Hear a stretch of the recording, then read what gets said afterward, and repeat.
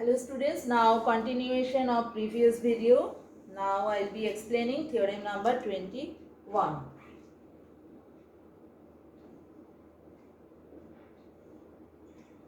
What is told here, in any triangle, through the midpoint of any side, if a line segment is drawn parallel to the second side, then it will bisect the third side, and the line segment intercepted by the two sides of the triangle is equal to the half of the second side. Just reverse of theorem 21. In theorem 21 it was told that the line segment joining the midpoints of any two sides. It was told that these are the line segment joining the midpoints of two sides given.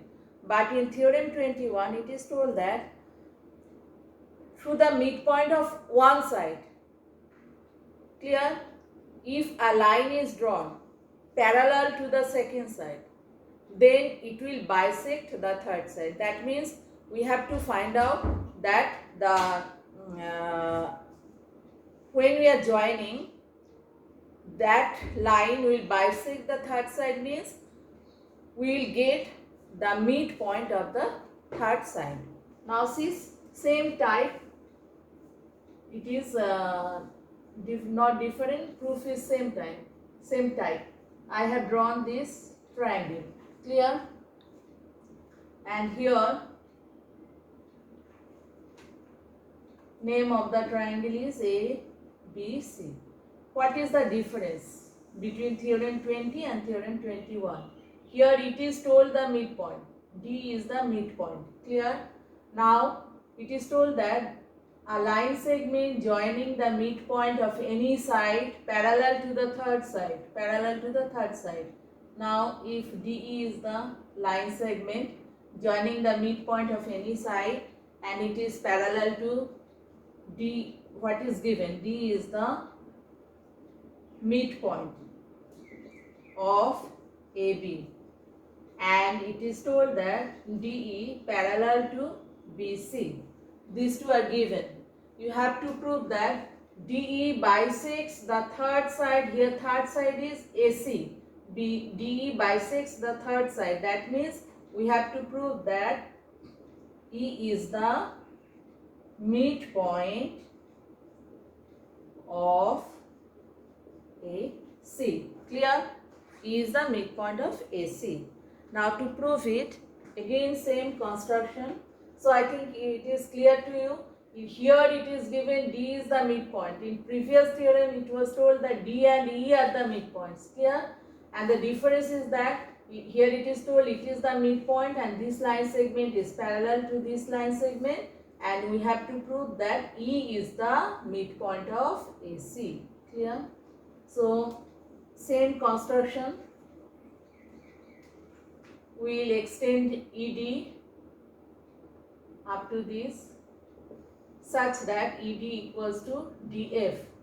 Now I will join this. Clear? This portion is extended portion. Now I have joined this. Again in the triangle A, D, E and triangle B, D, F. What we are getting? It is told D is the midpoint.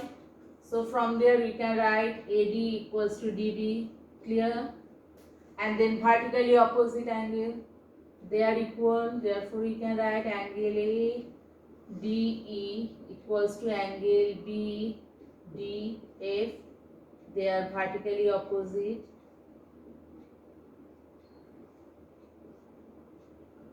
Clear? And third point is that according to my construction, ED equals to DF.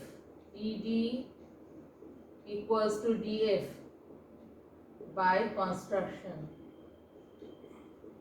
So by side, angle, side, congruency, we can say now these two triangles are congruent. So we can write now angle, we can write now triangle ADE is congruent to triangle BDF. As ADE and BDF, they are congruent, so we can write now corresponding sides are equal. So from there we can write FB equals to AE. FB equals to AE. Clear? And we can write corresponding angle. That means angle DAE equals to, we can write angle DBF. But in previous theorem also I have told that these two are alternate angles. Alternate angles. So alternate angles are equal means we can write this and this line is parallel. Clear? Therefore we can write FB is parallel to AE.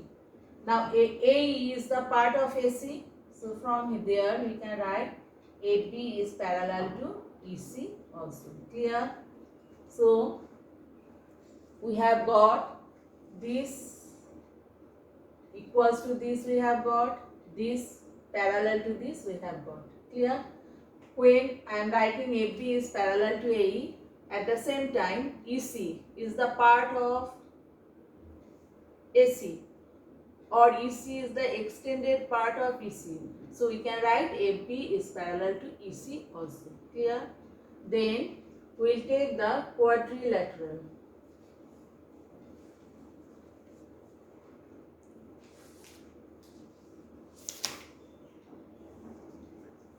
Now F, B, C, E.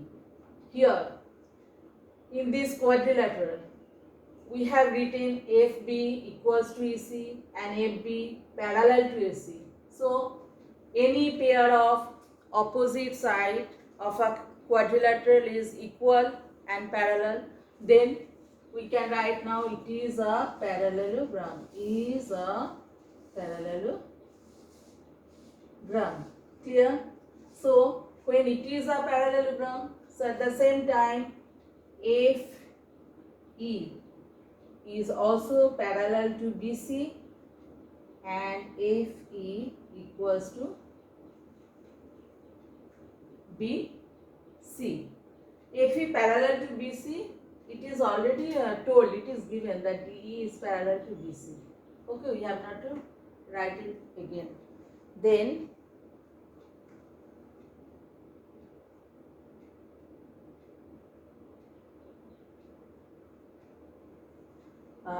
we have written that it is equals to this, it is parallel to this, again it is equals to this. So from there at the same time it is equal to that, it is equal to that. So we can write now AE equals to EC.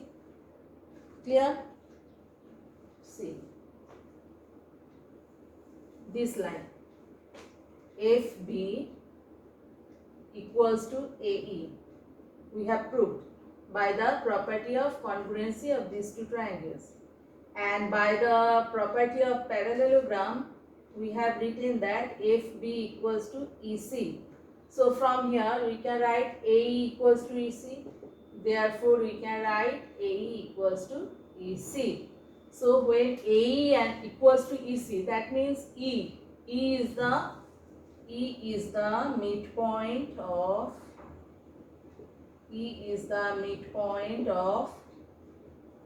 AC. Clear? So that part is over. E is the midpoint of AC.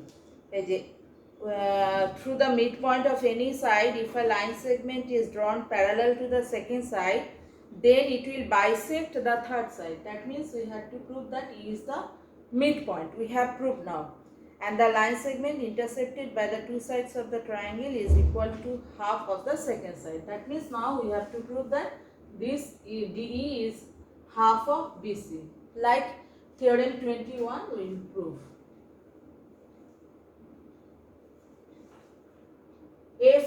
FBCE is a parallelogram.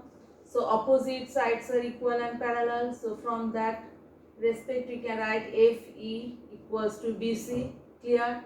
Again FE means FD plus DE, that equals to BC. Again by my construction DE and DF same. So in place of FD we can write DE. So DE plus DE equals to BC. Twice of DE equals to BC. From there we can write DE is half of BC. So same type of proof, clear? Theorem 20 and theorem 21. And you will prepare after the exam. You will see the video and you will prepare. And in next video I'll give that you are having in second unit test linear simultaneous equations, solving of linear simultaneous equations. Now I will start that chapter.